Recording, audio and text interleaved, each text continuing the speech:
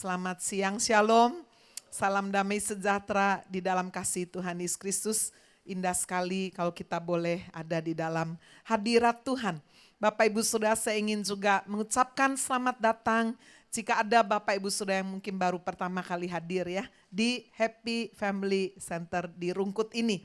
Jangan lupa saudara, kita akan merayakan Natal bersama-sama di Grand City pada tanggal 11 Desember ya. Catat tanggalnya, saudara di warta di bagian cover depan sudah juga disampaikan nanti ada 2 bintang tamu yang akan kami undang, yaitu Jacqueline Selose dan Michael Panjaitan, membawa kita benar-benar celebrate, merayakan kelahiran Kristus, bawa teman-teman jiwa-jiwa yang baru sehingga mereka juga boleh dimenangkan bagi Kristus. Saya juga mendorong semua teman-teman, Bapak Ibu Saudara ya, ikutilah Family Cell Happy Family ini karena itu membawa saudara benar-benar saling menguatkan. Ada banyak keluarga muda di sini, saudara bisa pilih di hari Jumat ya, karena biasanya kalau yang keluarga muda itu punya anak, besoknya kan anaknya libur ya. Jadi saudara bisa ikut young couple. Kalau di warta sudah lihat di bagian tengah kita sudah berikan 1 halaman untuk family cell, tandanya family cell ini penting sudah ya bagi kita secara pribadi, bagi gereja Happy Family. Nah kalau sudah lihat ada tanda Y, C atau YC itu singkatan Young Couple Cell. Jadi boleh juga yang belum menikah boleh ya, nyaris hampir menikah atau masih bekerja boleh ikut Young Couple hari Jumat. Dan kalau sudah ada tulisan FC itu family cell, sudah boleh berkeluarga, udah ada umur boleh sudah. Karena saya beberapa kali melayani konseling ya, ada anak muda umur 24 ngomong begini, Bu saya mau ikut sel tapi gak mau yang muda-muda, saya mau yang tua-tua. Loh ini aneh nih. Iya karena saya udah kerja, saya seneng menimba pengalaman dari yang tua-tua. Jadi sudah anak muda ini udah kerja akhirnya ikut family cell, dia milih. Jadi setiap saudara bisa pilih lah ya, sesuai dengan area saudara. Nah hari ini sudah saya ingin menyampaikan kebenaran firman. Subtema di bulan ini Oktober bagus sekali, God's Providence ya. Pemeliharaan Allah itu sungguh-sungguh luar biasa. Dan saya mengkhotbahkan minggu yang lalu di pokok pikiran yang pertama yang akan saya review hari ini nanti dengan cepat ya. Kalau sudah ingin tahu lebih detail dengan contoh-contoh detailnya, sudah bisa dengar di YouTube, ketik aja Agnes Maria, keluar semua ya khotbah saya. God's Providence. Gratis sudah ya, cuma ada wifi aja. Atau sudah mau pesan DVD boleh juga. Nah hari ini saya ingin melanjutkan nanti di bagian yang kedua. Dan saya mengambil tema khotbah saya adalah menembus batas. Saudara, kata providence atau bahasa Indonesia sering kita dengar providensia. Itu berasal dari bahasa Latin providare. Yaitu bahasa Latinnya itu providare. Yang artinya adalah memandang ke depan. Mana nih? Oke. Melihat lebih dulu ya, kata pro itu lebih dulu. Memandang ke depan, melihat lebih dulu sesuatu yang belum terjadi. Arti yang kedua daripada providence atau providare ini adalah pemeliharaan Allah terhadap segala makhluk ciptaannya yang berlangsung dalam kekekalan. Nah inilah hebatnya Allah saudara, tidak hanya memelihara ciptaannya ini sementara ada di atas muka bumi. Saudara kalau di sini anak-anak punya orang tua yang pelihara, orang tua cuma bisa selama dia hidup loh, betul nggak ya? Kalau sudah tua juga udah nggak bisa pelihara lagi, anak yang pelihara orang tua kan bergantian. Tetapi saudara, providensia Allah ini sifatnya kekal. Bahkan setelah kita mati meninggalkan dunia ini, tubuh kita bersatu dengan tanah, saudara, maka jiwa kita ini bagi yang sudah percaya benar-benar menerima Yesus akan mendapatkan satu tempat pemeliharaan yang kekal, itulah surga. Jadi luar biasa sekali saudara, providare, pemeliharaan Allah terhadap segala makhluk ciptaannya yang berlangsung dalam kekekalan. Nah, bagaimana dia menyatakan saudara pemeliharaannya yang menembus batas pikiran akal budi manusia, yaitu dengan kita memahami God's nature. Ini yang saya akan review dengan cepat ya, yaitu dengan memahami hakikat atau sifat alami dari Allah. Yang pertama adalah Allah sebagai pencipta, Allah kekal, pencipta. Tuhan adalah Allah kekal menciptakan bumi dari ujung ke ujung, tidak menjadi lelah, tidak menjadi lesu, tidak terduga pengertiannya. Dia bukan hanya Allah pencipta, tapi dia Allah pemelihara, luar biasa. Dengan diberi musim, kita hidup di Indonesia bersyukur 2 musim, ada yang 4 musim. Tapi yang jelas ada musim menabur, ada musim menuai kata firman. Ada siang, ada malam. Coba siapa sih yang ngatur semuanya? Itu Tuhan sudah. Allah memelihara semuanya itu. Dia juga memelihara ciptaannya, apalagi kita manusia. Harganya kita dikatakan saudara di dalam Matius pasal yang ke-10 ayat 29 itu kita lebih berharga dari burung pipit. Burung pipit ini harganya murah sekali, 2 ekor 1 duit. Ya, saya kasih informasi, 1 duit itu nilai paling rendah uang mata Romawi. Zaman Matius dituliskan, orang Israel sedang dikuasai pemerintah Romawi. Jadi saudara, 1 duit itu nilainya adalah 1/16 dinar. Ya, 1 dinar itu upah harian seorang pekerja. Kalau saya rupiahkan kurang lebih 100.000. Berarti saudara 1 duit 1/16 kali 100.000 berapa saudara? 6 perak, betul ya? Coba, murah sekali, sangat murah sekali. Itu sebabnya saudara, Tuhan menyamakan kamu itu lebih berharga daripada burung pipit. Begitu berharganya Tuhan, sampai saudara dia mau memberkati kita. Cara Tuhan memberkati kita seringkali dinyatakan lewat ujian. Itu sebabnya kita mengenal Allah providensia ini juga sebagai Allah penguji. Di dalam Alkitab saya memberikan 3 contoh pribadi saudara yang sebelum diberkati Tuhan diuji dulu. Yang pertama Ayub, kita udah tahu semua lah ya. Saudara Ayub ini nyaris orang sempurna ya. Tuhan sendiri memberikan 1 pujian loh. Ini gak ada orang kayak Ayub loh, saleh, suci, luar biasa. Tetapi sudah Ayub bukan saja mendapat pujian dari Allah, tapi secara manusia saya yakin dia juga dapat pujian. Kenapa? Sebab sudah dia terkaya, pada zamannya itu dia kaya sekali, kayaknya paling bahagia. Makanya saya bilang nyaris sempurna. Tetapi saudara ketika ujian datang semuanya habis sekejap. Itu sebabnya kita manusia gak boleh sombong ya. Di sini ada yang sedang kaya sekali sampai duitnya di balik keranjang ada di mana-mana, ada deposito. Waduh, rumah di mana-mana. Jangan sombong. Firman Tuhan berkata 1 Korintus 10 ayat 12. Hati-hatilah supaya kamu yang merasa diri teguh berdiri supaya jangan jatuh. Karena apa? Karena apa saja yang kita miliki itu sudah bisa lenyap tuh cepat sekali. Ya. Ayub kehilangan semuanya dalam sekejap. Anaknya mati semua, hartanya habis semua. Kesehatannya pun saudara benar-benar dia menderita dari batok kepala sampai kaki kena bara yang berbau busuk. Istrinya pun meninggalkan dia. Dia udah gak punya apa-apa. Sahabatnya pun yang dulu baik-baik. Sudah ingat kalau saudara kaya, cantik, royal, murah hati, gak usah cari teman susah-susah. Semua pingin berteman sama saudara, betul gak? Nah, tapi tunggu, saudara bokeh, bangkrut, gak punya apa-apa. Semua pura-pura gak kenal sama kita ya. Apalagi penyakitan, waduh takut nular nanti. Sudah Ayub pernah alami semuanya itu. Sampai sahabatnya pun menghakimi dia. Saudara walaupun Ayub itu tidak cum laude lulusnya ya. Tapi dia tahan uji loh. Sehingga dia berkata apa? Ketika aku diuji aku akan muncul seperti emas. Kita tahu akhir hidup Ayub yang sungguh melewati semuanya itu, dia diberkati 2 kali lipat. Orang yang kedua yang mengalami ujian namanya adalah Abraham. Tidak heran saudara Abraham itu disebut bapak orang beriman. Saudara di sini kalau ada sebutan, oh dia juara olimpiade renang misalnya. Oh dia juara olimpiade matematika.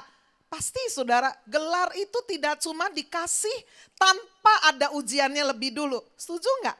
Pasti dong ada ujiannya. Saya dulu juga mewakili teman-teman saya speech. Ya saya dapat nilai yang terbaik. Ya mesti ujian dong. Ya mesti saya belajar dulu dan sebagainya. Lewati ujian sehingga baru ditetapkan. Oh ini yang terbaik. Kalau Abraham disebut bapak orang beriman. Pasti dia lewati ujian. Dan menurut saya ujian yang paling berat dicatat di Kejadian pasal 22. Waktu dia sudah punya anak perjanjian yang dia tunggu 24 tahun. Sampai satu kali Tuhan bilang, Abraham naiklah ke atas gunung yang akan kutunjukkan, korbankan anakmu menjadi korban bakaran. Luar biasa lu. Abraham melewati ujian itu, dia bawa anaknya. Anaknya Ishak taruh kayu di atas bahunya. Dia tanya sama papanya, papa aku sudah bawa kayu, papa sudah bawa api, papa sudah bawa pisau, mana domba yang mau dikorbankan? Terbukti Ishak tidak idiot saudara ya. Sebab saya gregetan dengar ada hamba Tuhan bilang Ishak itu idiot. Ishak pintar sekali. Sudah dia bilang papa mana korban yang mau dikorbankan. Disitulah untuk pertama kali kata providensia. Di dalam bahasa aslinya saudara, Jehovah Jireh. Ya, saudara doa berkat itu Tuhan kasih lu untuk HFC kepada Pak Hani. Itu sebabnya usahakan kecuali kalau sudah ada kebutuhan yang sangat mendesak.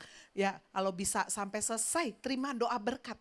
Doa berkat itu hasil Pak Hani berpuasa itu benar-benar Tuhan kasih. Salah satunya ada kata Tuhan adalah Jehovah Jireh, Jehovah Jireh. Itu kata-kata disebut oleh Abraham waktu ditanya sama anaknya, papa mana domba yang dikorbankan? Tuhan akan menyediakan nak. The Lord will provide. Ini sudah ya, Jehovah Jireh, Allah akan menyediakan. Luar biasa. Dan betul sudah sesuai dengan iman Abraham. Tuhan menyediakan domba untuk dikorbankan. Saudara sekalian, orang yang ketiga yang saya ambil sebagai contoh seorang yang bernama Yusuf. Siapa bilang saudara orang yang tahan uji hanya orang tua aja? Enggak lu, anak-anak muda juga bisa tahan uji. Lihat Yusuf bisa tahan uji. Saudara sekalian, Tuhan bawa dia alami ujian. Seandainya dia terus di rumah bapaknya yang sangat mencintai dia tidak mungkin jadi Perdana Menteri. Saya sering kali melihat saudara ada anak-anak yang kalau di rumah orang tuanya terlalu nyaman, terlalu disiapin semuanya ya. Kayaknya gak bisa jadi orang dalam tanda petik ya. Tapi coba biarkan dia mandiri ya. Dia berjuang sendiri sudah ya. Kita bisa lihat seperti Yusuf. Tuhan pakai proses hidup yang sangat berat. Dia dibuang saudara jadi budak. Dia bahkan dipenjara karena difitnah. 13 tahun dia lewati ujian itu. Tapi saudara, Yusuf memahami semua ujian itu dan berkata apa? Di dalam Kejadian 45 ayat 5. Untuk memelihara kehidupanlah Allah akan menyuruh aku mendahului kamu. Luar biasa. Saudara-saudara sekalian, kita udah belajar God's nature, Allah sebagai pencipta, Allah sebagai pemelihara, Allah sebagai penguji. Allah juga sudah sebagai penebus. Amin.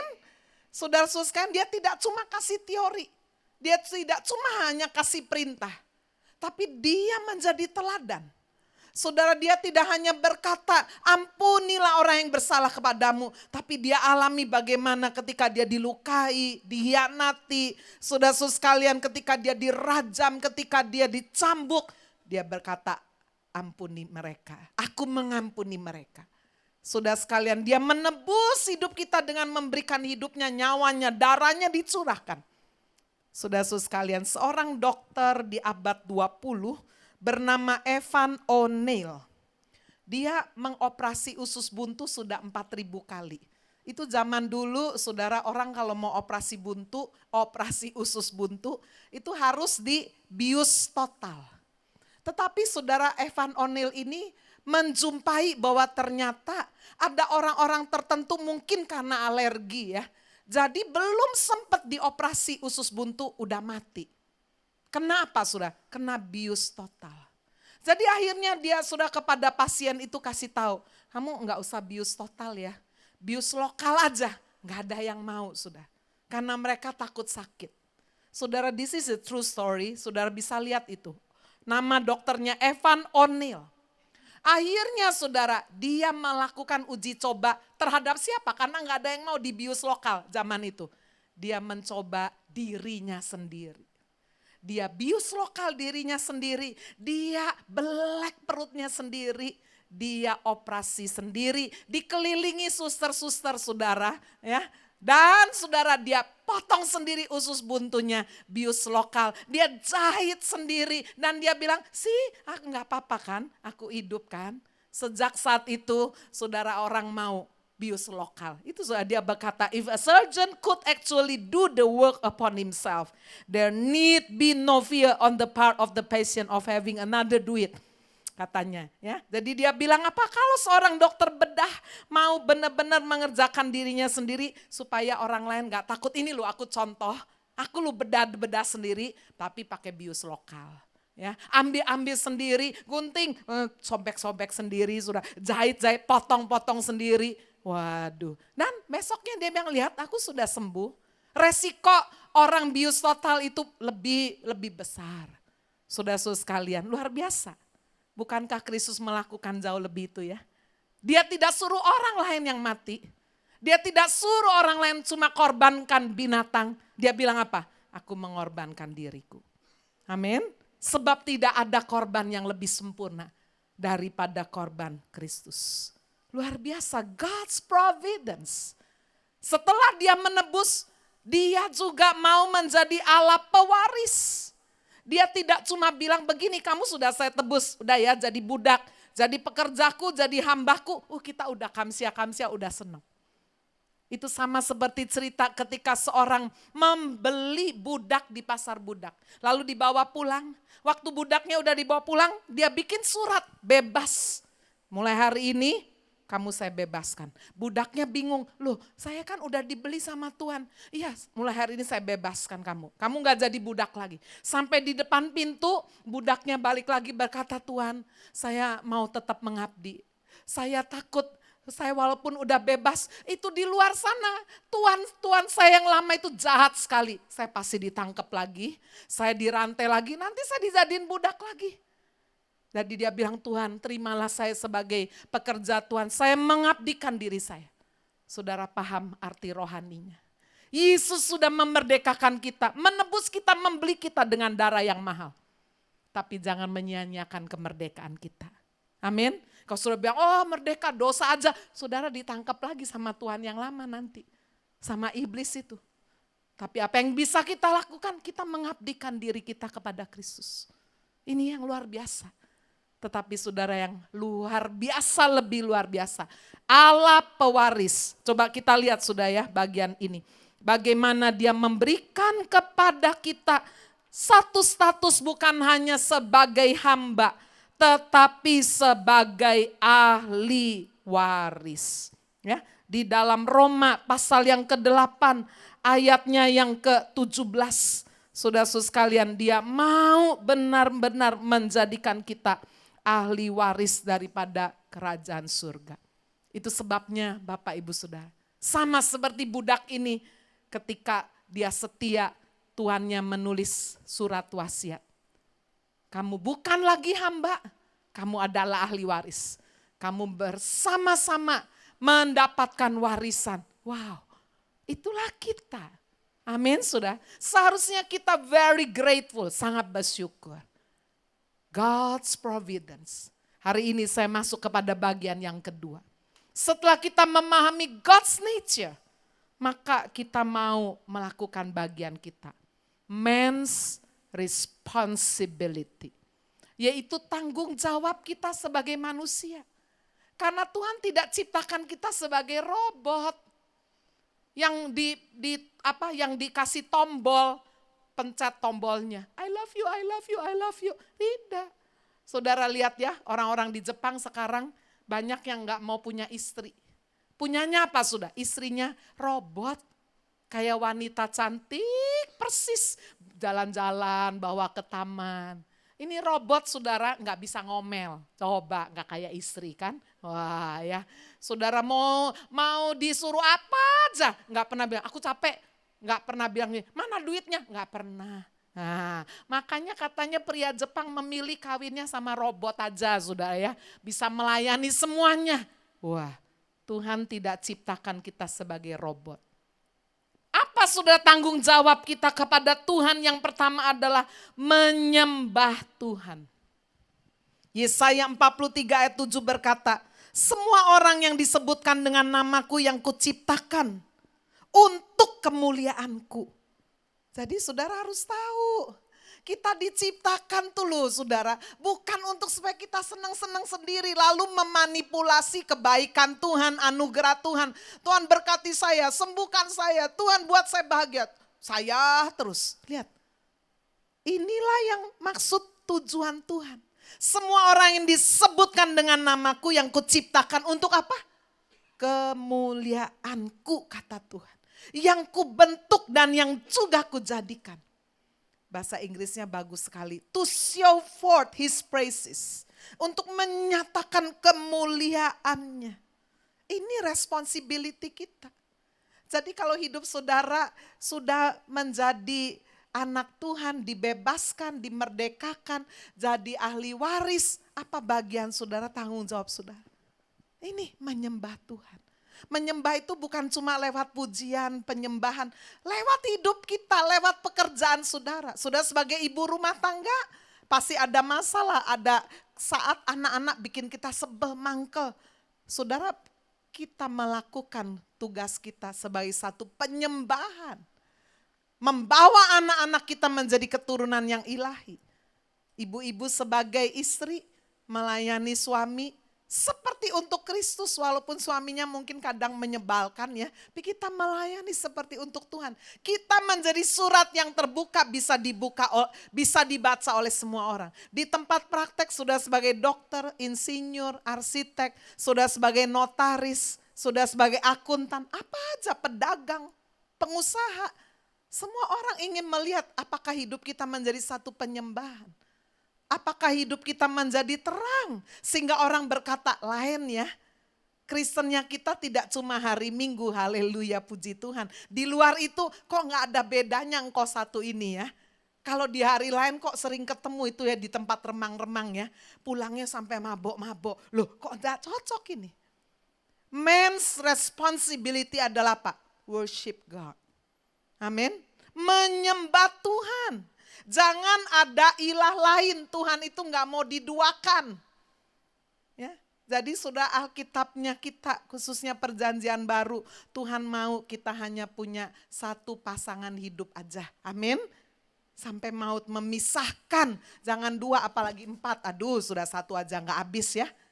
Benar-benar sudah, jangan ada ilah lain. Keluaran pasal 20 ayat 3 sampai dengan ayatnya yang kelima. Ini adalah satu perintah Tuhan, jangan ada padamu Allah lain di hadapanku. Jangan membuat bagimu patung yang menyerupai apapun yang ada di langit, di atas, di bumi, di bawah, di dalam air, di bawah bumi. Jadi saudara masih punya patung-patung sesembahan, jimat-jimat, supaya saya ada wibawa. Wah, kenapa kamu punya jimat ini? Supaya kalau orang mempekerjakan saya, wah bu, orang bisa lihat saya ini, saya nggak diremehkan, saya ada wibawa. Wah ya, yang masih jomblo-jomblo kok nggak laku-laku. Wah, supaya saya punya pelet, semua amoy-amoy, xiao-cie, nempel semua. Waduh ya, ada jemaat saya, dulu ini ceritanya, iya bu, saya dulu nggak senang sama suami saya. Sampai tiba-tiba saya senang ke mimpi-mimpi. Gak taunya saya dipelet bu katanya. Ya untung udah bertobat lah. Makanya saya pernah tanya, kamu kok mau sih, sorry ya guyonan. Kok mau sih sama suami?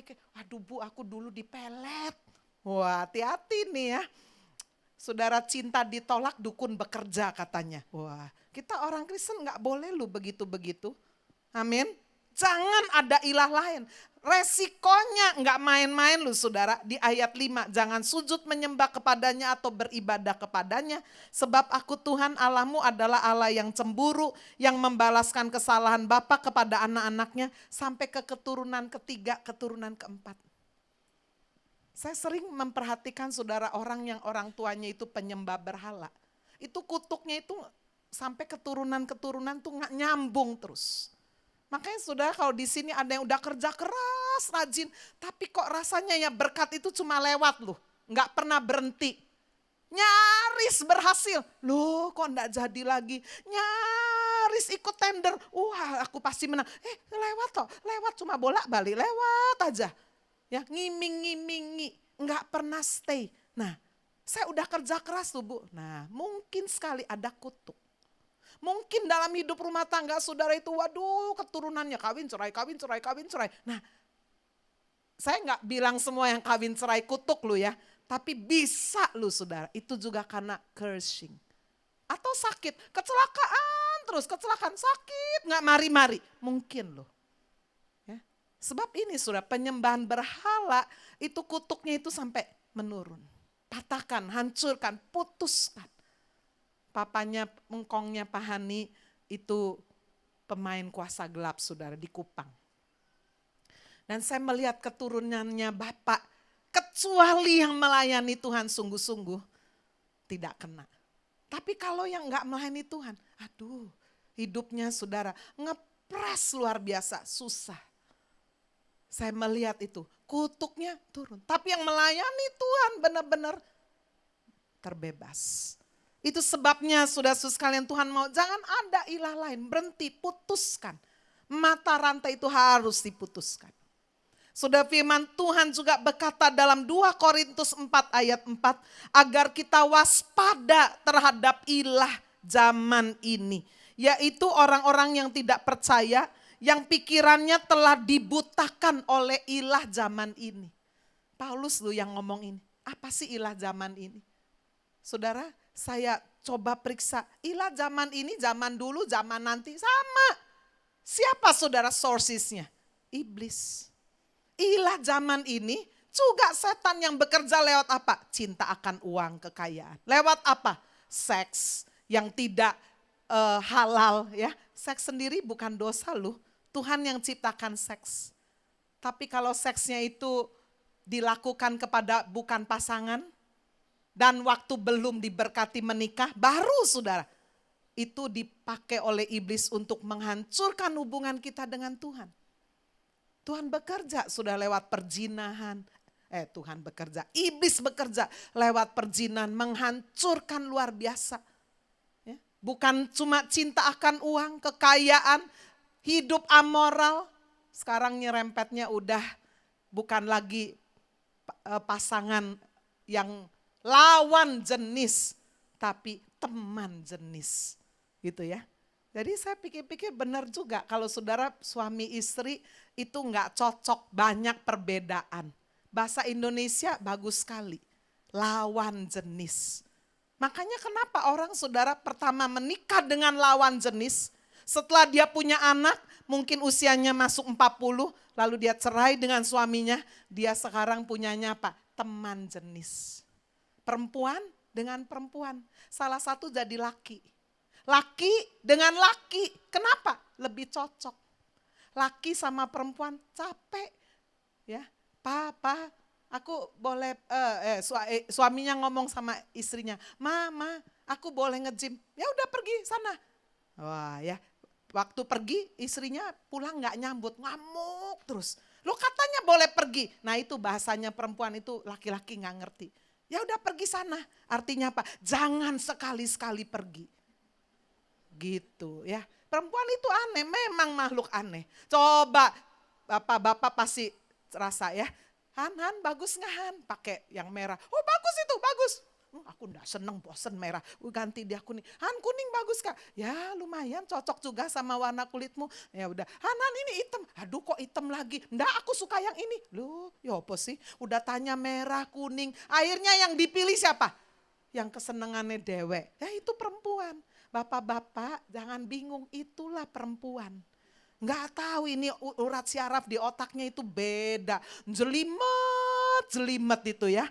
Kayak sarang apa nggak tahu, kayak sarang semut saudara. Ya. Nah itu saudara, kalau orang bilang apa saya nggak cocok. Makanya kenapa bisa terjadi lesbian, homoseksual, gay. Saya merasa bukan semata-mata itu karena ada faktor psikologis. Tapi ada, aduh saya gegeran terus kalau sama perempuan. Kalau sama lawan jenis, saya lebih baik sama teman jenis. Wah ya. Tapi saudara, Tuhan mau kita waspada dengan ilah zaman ini. Amin. Penyimpangan seksual. Dan ilah zaman ini iblis bekerja bukan hanya lewat kekayaan, lewat hidup amoral, seks. Juga yang ketiga lewat keangkuhan hidup. Hari-hari ini banyak hamba Tuhan dijatuhkan di bagian ketiga. Keangkuhan hidup. Hidup seksnya benar, enggak mata duitan, tapi keangkuhan. Wah, aku mau buat sesuatu yang lain. Kalau bisa aku mau buat monumen sebelum mati nih, supaya semua orang tahu betapa hebatnya saya, betapa besarnya nama saya. Wah, hati-hati nih. Waspada dengan ilah zaman ini, kata firman Tuhan. Yang bisa membutakan pikiran sehingga mereka tidak lagi melihat cahaya Injil tentang kemuliaan Kristus yang adalah gambar Allah. Ini responsibility kita yang pertama, saudara, menyembah Tuhan. Yang kedua, responsibility kita adalah melakukan perintah-perintahnya. Amin. Perintah-perintahnya dibuat itu bukan untuk menghalangi kenyamanan kita. Sama seperti orang tua kalau punya anak, saudara bikin pagar, ada lotengnya, ada lantai 2, tingkat 2. Saudara kalau punya anaknya masih kecil, umur 1 tahun, 2 tahun, 3 tahun, saya yakin itu tangganya mungkin dikasih kayak pintu pagar. Buat anak ini kayak menghalangi. Dan saudara kasih peraturan, jangan buka-buka ya, pagar itu ya. Kalau saudara punya kolam renang, anak saudara belum bisa berenang gimana? Waduh, nanti tiba-tiba nyemplung. Orang tua yang bijaksana, saudara di depannya kolam renang kasih pintu, kasih kunci. Kalau enggak gimana? Anak saudara umur 1 tahun keluar-keluar, plung. Loh, enggak muncul lagi. Peraturan seringkali buat seorang anak menghalangi kenyamanan. Menghalangi kemerdekaan. Kok jadi enggak enak sih? Banyak peraturan harus begini. Tapi buat orang tua, nak, peraturan ini for the sake of your goodness. Betul? Mama kasih ini supaya kamu gak gelundung. Mama kasih ini di depan kolam renang supaya kamu tidak tenggelam. Itu loh. Makanya saudara, melakukan tanggung jawab kita, melakukan perintah-perintahnya adalah untuk kebaikan kita. Perintah yang pertama Tuhan minta kepada kita supaya apa? Kita percaya. Coba saudara kalau punya anak gak percaya sama orang tua. Nah, jangan deket-deket api. Enggak, aku gak percaya. Lu cobaan. Betul gak saudara? Udah coba, baru nangis. Gak percaya. Saudara, itu sebabnya perintah yang Tuhan kehendaki untuk kita lakukan, percaya. Jangan khawatir. Amin. Ya, coba kita lihat Matius 6 ayat 31. Sebab itu jangan kamu khawatir dan berkata apakah yang akan kami makan. Apakah yang akan kami minum, apa yang akan kami pakai. Semua itu dicari bangsa-bangsa yang tidak mengenal Allah. Akan tetapi Bapamu yang di surga tahu bahwa kamu memerlukan semuanya itu, makan, minum. Dia tahu. Yang harus kita lakukan bagian kita, cari dulu kerajaan Allah. Cari dulu hal-hal perkara yang di atas, hal-hal yang rohani. Cari dulu. Dan kebenarannya yang adalah firman. Kebenarannya yang adalah Kristus, cari dulu. Semuanya akan ditambahkan kepadamu. Apa yang harus kita lakukan sudah perintah-perintahnya? Setia. Di tengah penderitaan. Iblis ingin bisiki kita pada waktu kita menderita, waktu saudara bangkrut, waktu saudara mengalami masalah dalam hal keuangan, iblis bilang, bisiki kita. Mana buktinya? Kamu ke gereja terus kasih persembahan, buktinya omsetmu menurun kan? Nah, udah gak usah gereja-gerejaan, itu sudah. Katanya Tuhan baik, katanya dia mau lakukan mujizat. Mana buktinya kamu sembuh, mau mati loh kamu. Lihat sudah, Iblis itu jahat, dia penuduh. Dia benar-benar provokator, suka mengintimidasi pikiran kita. Saudara, saya mau meluruskan pengajaran ini. Supaya apa? Supaya ketika sudah menghadapi masalah, pergumulan hidup, kita tidak salahkan Tuhan. Tuhan berkata pencobaan yang kamu alami biasa, tidak melebihi kekuatan kita. Amin. Dia akan memberikan jalan keluar. Coba kita lihat Ayub yang mengalami penderitaan yang sangat hebat. Dia berkata apa? Pasal 6 ayat 10. Itulah yang masih merupakan hiburan bagiku, bahkan aku akan melompat-lompat kegirangan waktu kepedihan yang tidak kenal belas kasihan. Anak mati semua, istri tinggalin dia, sahabatnya menghakimi. Saudara, dalam hidup ini, hidup yang paling malang itu apa sih? Kalau sudah ditinggal keluarga, ditinggal teman, betul nggak? Ya, sudah ditinggal teman, keluarga nggak tinggalin, masih itu adalah kekuatan. Tapi kalau udah teman tinggalin saudara, keluarga tinggalin, cuma sebatang kara. Suami nggak mau, anak nggak mau, mantu nggak mau, cucu nggak mau, tetangga nggak mau. Waduh, itu penderitaan yang lebih hebat loh. Ayub pernah alami itu. Tapi dia berkata apa? Itulah yang masih merupakan hiburan bagiku. Aku akan melompat-lompat kegirangan di waktu kepedihan yang tak kenal belas kasihan. Sebab aku tidak pernah menyangkal firman yang Maha Kudus. Amin saudara. Saya mau ini ditanam. Memasuki masa yang semakin akhir akan semakin banyak masa yang sulit. Aku tidak pernah menyangkal firman yang Maha Kudus. Setia sudah di tengah penderitaan. Tetap menabur yang baik, jangan lelah, jangan kita jemu-jemu, berbuat baik. Apabila sudah datang waktunya kita akan menuai jika kita tidak menjadi lemah. Beberapa hari yang lalu viral sekali di YouTube. Seorang wanita keturunan Rusia. Saudara, namanya adalah Emily Zamurka. Tiba-tiba saja namanya ngetop. Dari seorang wanita berusia 52 tahun yang homeless, nggak punya rumah, rumahnya cuma di keranjang dorong tuh saudara. Tidurnya di stasiun-stasiun malam, di situ semuanya, dia nggak punya rumah. Tiba-tiba saudara namanya viral ketika pada suatu malam. Sebetulnya itu bukan malam pertama dia nyanyi. Udah sering sekali dia menyanyi di subway ya, bawah tanah itu. Stasiun-stasiun, karena itu Odi namanya apa sih, ininya bagus sudah ya, untuk dengar suaranya itu bagus, pantulannya itu bagus. Jadi dia suka nyanyi di situ, nyanyi sopran, nyanyi lagu Itali. Siapa yang menyangka 2 minggu yang lalu seorang LAPD, yaitu Los Angeles Police Department, merekam 1 menit dan mengunduhnya saudara di dunia sosial media. Waduh saudara, langsung itu di-sharingkan jutaan kali. Saudara, barulah ditemukan 2 hari setelah itu Emily Zamurka dipanggil saudara dan menyanyi di tengah-tengah councilman di California. Dan siapa yang menyangka, orang tergerak dengar suaranya yang begitu jernih dan bagus. Saudara, dia mendapatkan sumbangan $100,000. Sehingga dia bisa sewa apartemen, bisa beli biola. Dulu dia pemain biola, dia pemain piano. Dia dulu guru piano. Tapi karena kesehatannya dia gak bisa ngelesin lagi. Dia cuma bisa main biola di jalan-jalan saudara. Ya, kalau udah capek sakit dia pulang. Tetapi sudah ketika pada suatu hari dia dirampok, biolanya direbut, diremukkan, dia nggak bisa beli lagi, biolanya $10,000. Sehingga akhirnya dia bayar uang apartemen pun tidak mampu. Sehingga dia jadi seorang homeless dari umur 24 tahun sampai 52. Peristiwa di mana dia homeless kurang lebih 3 tahun. Berarti 3 tahun dia keleleran di jalan. Tetapi yang menarik saudara, ketika diwawancara, di tengah kemiskinannya, dia tidak putus asa, tidak bunuh diri. Dia pakai waktu senggangnya malam hari, udah nggak ada yang jalan. Itulah saat dia nyanyi. Dia nggak pernah belajar nyanyi. Dia cuma dengar orang nyanyi sopran lagu Itali di televisi.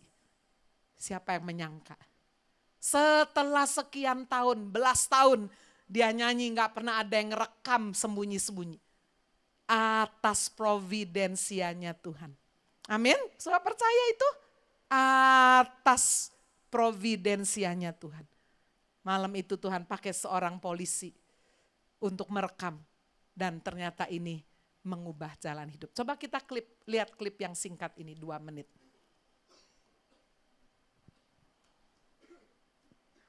Ya ini sudah umur 52 ya. Emily Zamurka waktu dia diketemukan.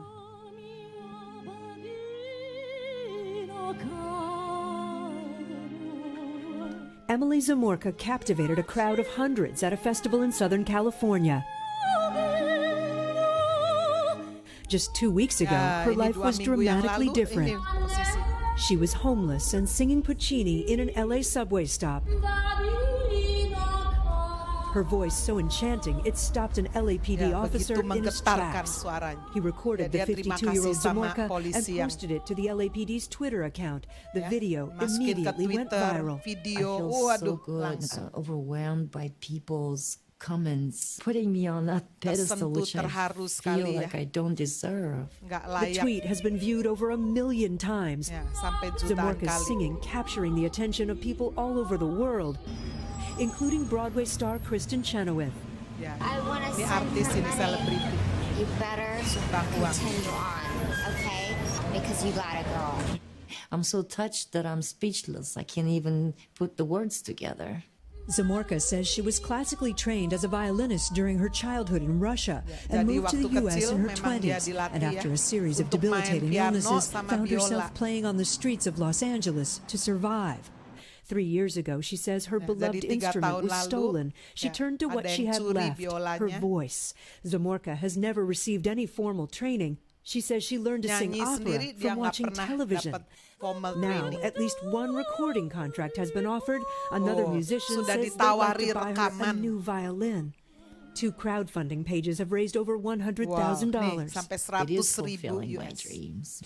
My whole entire life is changed now. Hidup saya seluruhnya changed. The subway soprano plans on getting a permanent roof over her head and giving back to others. Very grateful. Sangat mengucap syukur. It's a wonderful feeling to be loved by people, to be accepted like that. Wow, luar biasa. Kita kasih tepuk tangan dulu. Luar biasa sekali ya. Jadi saudara, apa sih pelajaran yang kita bisa dapatkan lewat Emily? Siapa tadi? Zamorka ini. Ya, sudah memang kesedihan yang paling dalam ketika kita ini nggak punya sapa-sapa. Betul ya, dia homeless. Mau pulang ke Rusia nggak ada uang. Sudah mungkin juga ya, cuma nggak disebut, mungkin juga dia imigran gelap, nggak punya surat-surat kan. Nggak bisa apa-apa, ya kecuali ya udah jadi gelandangan. Tapi sudah dia, coba sudah kalau orang susah pahit bisa nyanyi nggak? Coba saya tanya, nggak bisa. Itu membuktikan bahwa kalau dia masih bisa nyanyi, masih ada pujian, masih ada pengharapan di dalam dirinya. Saya yakin udah sekian ratus kali dia nyanyi di subway. Tapi hari itu atas penentuan Allah, seseorang boleh rekam itu. Atas penentuan providensi Allah, Tuhan juga membawa hidupnya terangkat. Amin. Kalau sudah Tuhan mengangkat, gak ada yang bisa turunin.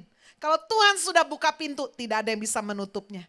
Amin. Bagian kita yang terakhir, mari kita menjaga hidup kudus. Hiduplah sebagai anak yang taat. Jangan turuti hawa nafsu yang menguasai kamu pada waktu kebodohanmu. Hendaklah kamu kudus di dalam seluruh hidupmu. Sama seperti Dia yang kudus yang telah memanggil kamu. Amin. Tuhan Yesus memberkati kita semua. Haleluya.